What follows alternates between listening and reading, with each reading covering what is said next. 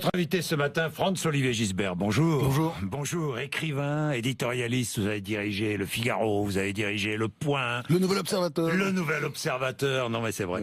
Alors, parlons de 3 hommes ce matin. Donald Trump, Jean d'Ormesson, Johnny Hallyday. Donald Trump, vous ne l'avez pas connu. Jean d'Ormesson, vous l'avez Ah non, je l'ai vu. Vous l'avez vu? Ah oui, je l'ai vu. Vous l'avez vu? Oui, j'ai même peut-être serré la main quand j'étais journaliste, grand reporter à Washington. Voilà, à Washington. Oui. Jean d'Ormesson, évidemment, vous l'avez si bien connu. Et Johnny Hallyday, vous l'avez très bien connu aussi. Je vais commencer avec Trump.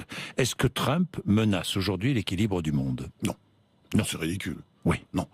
Simplement, c'est un personnage outrancier. On voit très bien, il est un peu particulier. Il a, je dirais, peut-être une sorte de maladie de la Tourette. Vous savez, cette maladie de Gilles de la Tourette qui consiste à insulter tout le monde, à gueuler sans arrêt. Il y a un côté comme ça. Il ne se contrôle pas. Les tweets, c'est grotesque. Ça dévalorise énormément la fonction présidentielle aux États-Unis. C'est un personnage assez grotesque, à bien des égards. Simplement, là, qu'est-ce qu'il dit? Il dit la vérité. Il dit que Jérusalem, de toute façon, c'est la capitale historique d'Israël. On peut pas raconter autre chose. Vous savez, Israël, c'est quand même, c'est un pays qui existe depuis des millénaires. Pendant 12 siècles à peu près, c'était un État qui vivait tranquillement. Et puis à un moment donné, tout le monde s'est mis à passer dessus. Les Ottomans, les Arabes, soit sunnites, soit chiites, etc. Ils ont conquis Israël à tour de rôle. Bon. Et puis aussi les Perses, il y a eu des problèmes. Bon, après il y a eu Cyrus le Grand, le grand tyranien là, avec lequel ils se sont très bien entendus, les Juifs. Mais au départ, faut quand même dire une chose. Enfin, je sais que ça choque quand on le dit. Alors moi, les Juifs adorent quand je dis ça parce qu'ils disent dis-le, t'es pas juif. Enfin, vous regardez l'histoire. Israël, c'est une terre juive. Israël est une terre juive et Jérusalem est sa capitale. C'est devenu la ville est devenue universelle. Non, c'est la sémantique. Mais à ce moment-là, du monde. Bon, alors disons, New York aussi. Alors faut retirer ça aux États-Unis. Et puis on va faire la même chose avec Paris, qui est une ville universelle. Non, mais attendez, on est dans transformez Jérusalem en statue. Vous lui donnez un statut administratif, quoi. Mais non, mais tout ça est ridicule. C'est-à-dire, c'est la capitale historique d'Israël. Bon, pour toutes sortes de raisons, ça n'est pas fait aujourd'hui. Et je comprends que d'ailleurs, très bien, les diplomates qui disent attention, faut faire attention. Mais d'ailleurs, regardez même la position française, elle est très ambiguë. Parce que il dit qu'il n'est pas d'accord, Emmanuel Macron. Mais il condamne pas. Il condamne pas, pourquoi? Parce que c'est la réalité, tout le monde le sait. C'est une réalité qu'on n'ose pas aborder. Par une sorte de sémantique, si vous voulez, la Palestine, Israël, c'est devenu une terre arabe. Ça n'a jamais été une terre arabe. C'est une terre qui a été envahie régulièrement par les Arabes historiquement. Mais je le dis, moi, parce que c'est dans tous les livres d'histoire. Simplement, on oublie l'histoire aujourd'hui. Vous voyez, on voudrait recommencer à zéro. Et la sémantique a fait que, par exemple, regardez, la Palestine, jusqu'en 1945, Palestine, ça voulait dire juif, ça voulait dire Israël. Relisez les livres de l'époque. Le grand journal israélien, Jérusalem Post, à l'époque, il s'appelait le Palestine Post. Tout ça a changé, la sémantique a changé. Moi, attendez, une fois que je dis ça, je suis pour un État palestinien. Je trouve que c'est la justice. Mais n'oubliez pas aussi... Quelle capitale?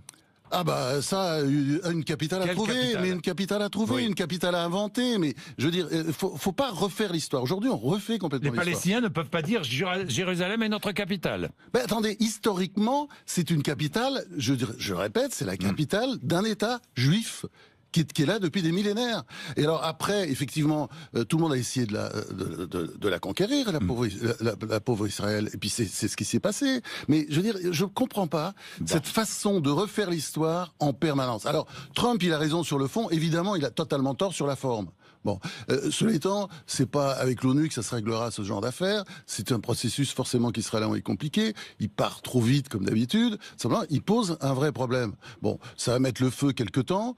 Il est aussi dans une situation qui est un peu différente aussi, stratégiquement, parce que il a l'air un peu fou comme ça. Mais regardez ce qui se passe en Arabie Saoudite. Les États-Unis, rien ne compte. Non, quand même. Non. Le climat, la politique étrangère. Ah oui, non, mais attendez, je veux pas le défendre. Il est absolument indéfendable sur tous les sujets, y compris sur celui-là.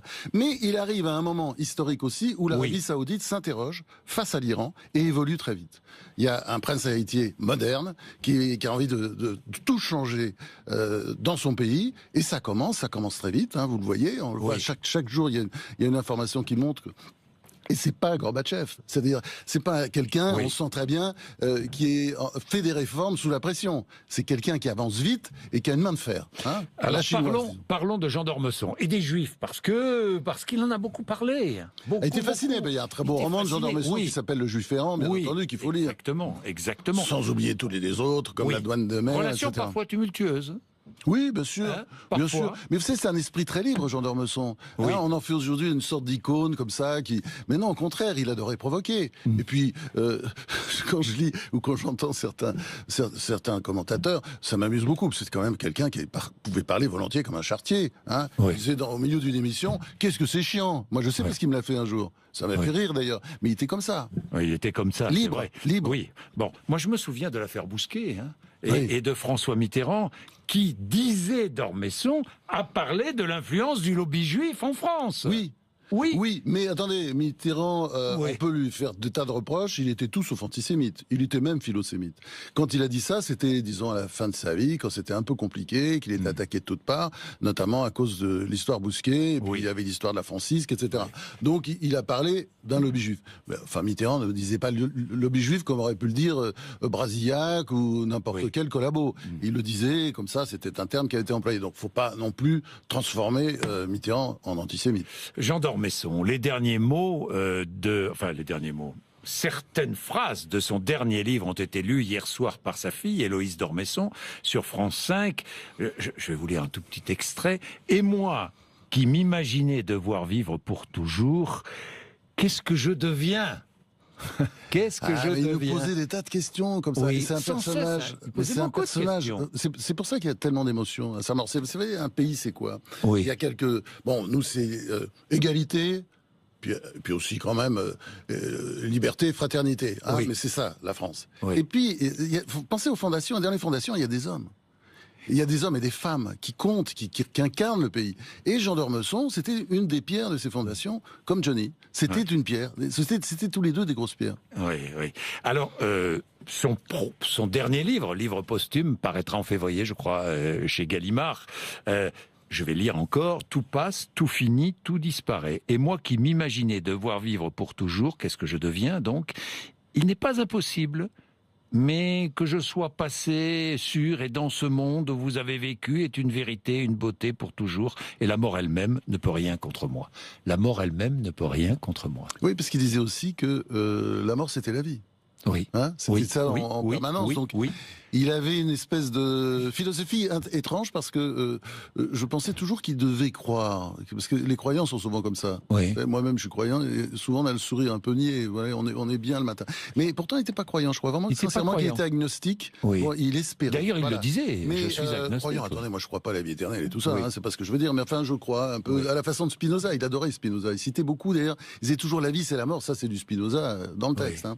Oui. Et c'est quelqu'un qui se levait toujours du pied droit, optimiste, heureux, hédoniste, et voilà, la vie était belle, voilà. Oui. Et y compris quand rien n'allait, hein, parce que je me souviens quand il était entre la vie et la mort il y a quelque temps.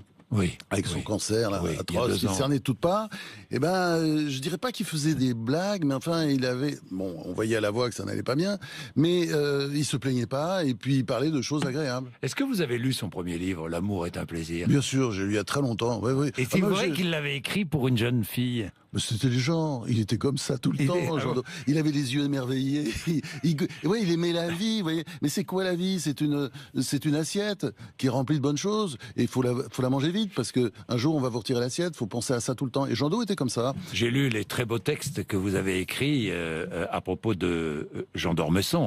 L'hommage, je vais lire. Peut-on imaginer la France sans Jean d'Ormesson, sans son rire, sa voix flûtée, son extrême courtoisie, son regard bleu méditerranéen, sans sa culture encyclopédique, mais jamais ramenarde, qui lui permettait de parler si bien à travers ses essais ou ses romans de la vie et de la mort. C'est impossible à imaginer. Lui disparu, il manquerait à la France l'art de la pirouette, l'esprit voltairien, le Figaro, l'élégance et l'insouciance, sans parler des bulles de champagne et de la nostalgie des 30 glorieuses. Jean d'Ormesson incarnait tout cela à la fois, et même plus encore. L'amour de l'amour, l'aristocratie quand elle est noble, et les voyages autour de la planète, comme au fin fond de l'Antiquité. Ouais. Ouais. Et beaucoup d'humour et de distance par rapport par rapport à lui-même. Par exemple, il y a cette phrase incroyable. Moi, je cours encore après les filles, je ne sais plus pourquoi. Voilà, ça c'était tout à fait une phrase à la Jean d'O, c'est-à-dire toujours de l'ironie, mais y compris sur lui. Et dans un pays pessimiste et ronchon, c'est ce que vous lui avez écrit. Mais bien sûr.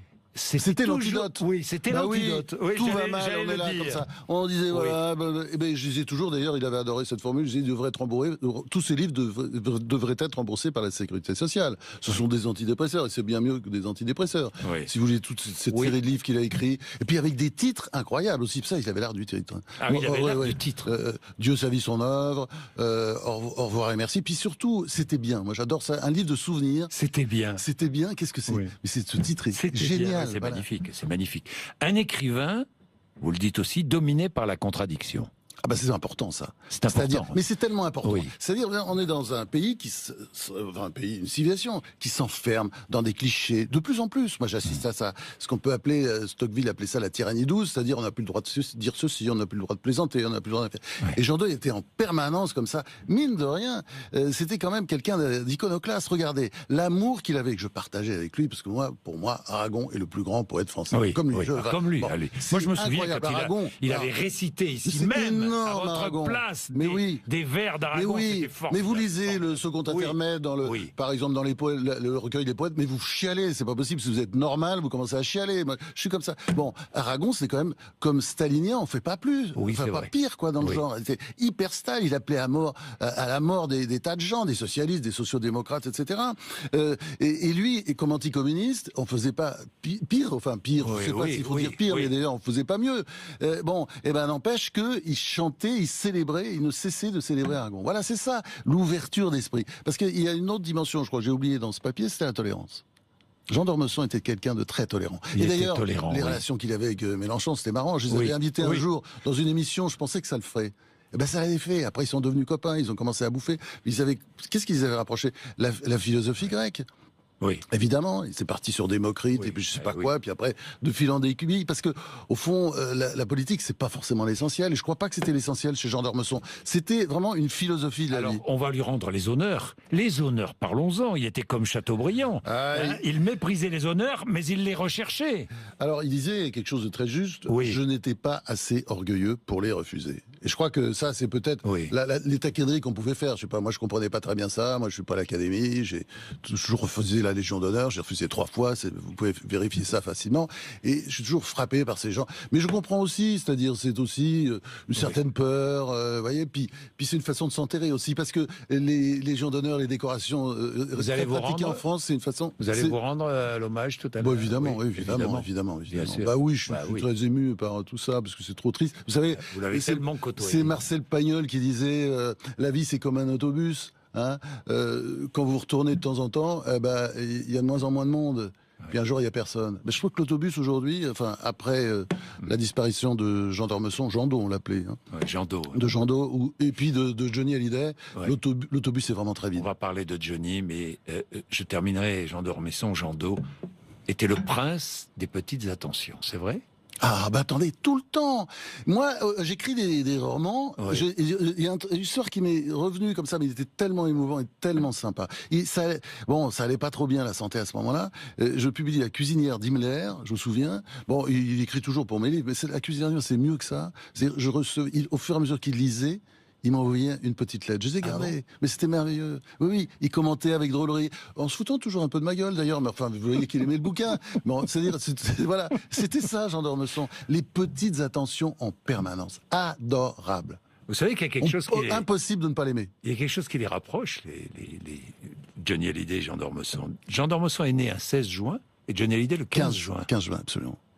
Même moi, à un jour près, c'était pratiquement le même jour. C'était le même jour. Johnny, lui aussi, si fort et si fragile, lui. Alors lui, oui. Johnny, c'était le contraire. C'est-à-dire, c'était l'optimisme, Jean d'Ormesson, c'est-à-dire tout de suite solaire, personnage solaire, qui n'aime que la nage, comme il dit, le ski, les femmes, etc. Bon. Et Johnny, qui aime aussi la nage, le ski et les femmes, Johnny, lui, c'est un personnage triste. En fait, c'est toujours l'enfant abandonné qu'il était quand il était petit, abandonné par son père, pas oublier, à 6 ou 8 mois, je sais pas trop, enfin, les dates varient, mais à 6 ou 8 mois, en tout cas, il est abandonné par son père, qui vend tout dans la maison, y compris les habits de son propre fils, et nouveau-né, donc, il le laisse sur une couverture, hein. Il s'en va avec une autre femme, voilà, et puis avec l'argent de ce qu'il a vendu dans l'appartement. Et d'une certaine manière, c'est plus compliqué. Et moi, je me souviens l'avoir interviewé une fois, C'était atroce parce que, bon, je posais des questions de journaliste, c'est-à-dire, bon, je comprends pas, je lui disais, mais le 25 décembre, le 24 décembre, donc tu voyais pas ta mère le 24-25 ? Il répondait pas trop, mais je veux dire, ça voulait dire qu'elle avait pas dit à son mari qu'elle avait un autre enfant. Son nouveau Mais mari, sinon, elle n'avait pas dit qu'elle avait sinon tu serais allé le 24 ou tu serais allé le 25. Ouais. Non, donc, ta mère ne l'avait pas dit. Et je me souviens qu'il s'était retourné, puis quand on fait des interviews, en tout cas en presse écrite, c'est pas comme vous, on peut faire des silences, et puis souvent, après un long silence, il y a de très bonnes choses qui sortent. Et donc je pensais qu'il réfléchissait à une formule, un truc, et puis brusquement il se retourne, il avait le visage couvert de larmes, et il dit t'arrêtes. Évidemment j'ai arrêté, je pensais que j'étais allé trop loin. Mais c'est quelque chose qui était très sensible, il portait ça en permanence. Et je crois que c'est ça que les Français aimaient chez lui. Bon, c'est évidemment la continuité, parce que alors lui, depuis le temps, presque 60 ans, première chanson, 1958, tout le monde l'oublie, je me sens si seul, déjà la solitude. C'était quelqu'un qui se sentait seul depuis l'enfance, quoi, une enfance très compliquée. Oui, très compliquée, qui l'a beaucoup marqué. La France rend hommage à ces deux hommes qui appartiennent au patrimoine, tout le monde le dit. Oui, mais attendez, c'est énorme. C'est vrai, c'est vrai. De toute façon, Jando, oui. Tous ces connards qui vous expliquaient, c'est léger, c'est du champagne. Ben non, vous verrez qu'on le lira encore dans 20 ans, dans 30 ans, parce que c'est la France. Quant à Johnny, il y avait les mêmes connards qui expliquaient que Johnny c'était nul. Que c'était nul, etc. Enfin, ces connards, ils n'avaient jamais assisté à un concert de Johnny Day. Moi, j'adore l'opéra, j'adore toutes les musiques, mais il avait la voix des grands. Il avait la voix. Qu'est-ce que c'est la voix de Calas, par exemple, à Calas. C'est un petit oiseau blessé. C'est ça qu'on aime. Et il fait pleurer, d'ailleurs, instantanément. Qu'est-ce que c'est la voix de Luciano Pavarotti quand il fait le grand air de Tosca? C'est également pareil. C'est quelqu'un qui est déchiré complètement. Et on se met à chialer quand on l'entend. Et qu'est-ce que c'était Johnny? On allait voir. C'était la même chose. Et on chialait dans ses concerts. D'ailleurs, une voix. Quand on le rencontrait, vous l'avez rencontré plusieurs fois, vous avez passé des nuits. Avec lui, des soirées, le problème de Johnny, c'était quand j'étais jeune, 2-3 fois, plusieurs fois même, plus que ça. Je me suis retrouvé dans des soirées, c'était vrai, je fumais des clopes, ça buvait des coups, tout ça. On s'emmerdait un peu, quoi.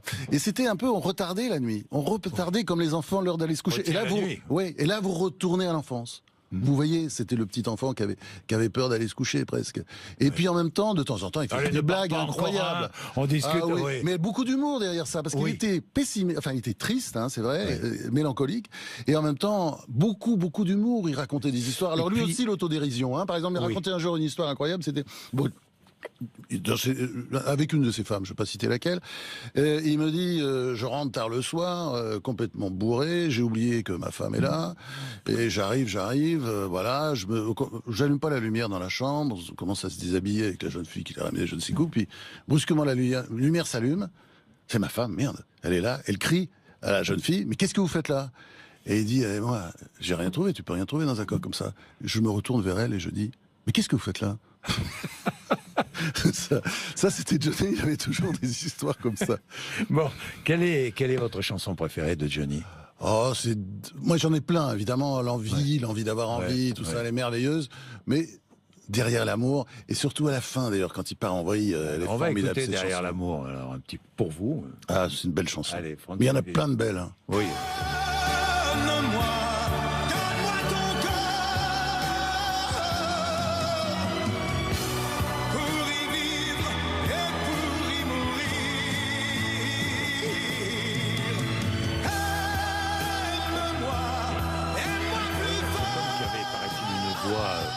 Comme tout un chacun dans la vie quotidienne, dès qu'il se met à chanter. La cigarette.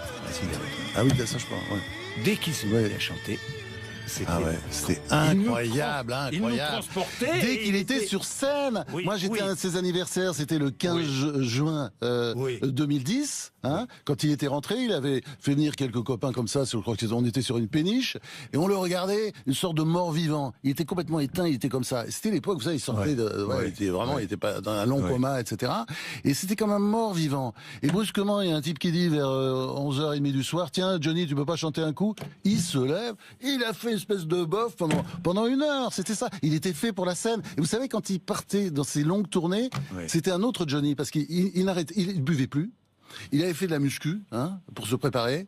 Enfin, il travaillait parce que c'était un perfectionniste en même temps. Ah oui, ça tout le monde l'a dit. C'est pas un artiste comme ça qui croit à son génie. C'était un type qui bossait comme un malade. Et d'ailleurs, regardez ses concerts comparés avec Mick Jagger. Mick Jagger, je suis désolé, ça choque toujours quand on lit, mais il chante faux. C'est horrible. Bon, il s'agite un peu, bon, il fait du jogging sur la scène. Johnny, c'était vraiment le professionnel. Il chante juste, toujours juste. C'est vrai. Merci, Franz-Olivier Gisbert, d'être venu nous voir. Merci. 8h56, RMC et BFM TV.